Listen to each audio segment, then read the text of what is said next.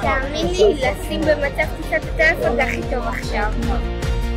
זו השנה השנייה שאנחנו משתתפים במבצע הזה, באירוע הזה. לכבוד הוא לנו להיות פה. אני מרגיש שאני מקבל לפחות כמה שאני נותן.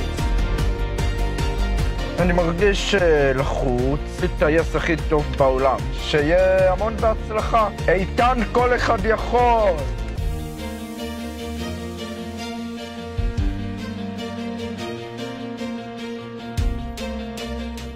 היה לנו מדהים. אני ראיתי שקצת חשש לפני. כן, בבקשה לא, איפה היא הייתה? גברת לכל איזה גיבורה. היא הייתה תותחית. גם לראות מלמעלה. תענוג.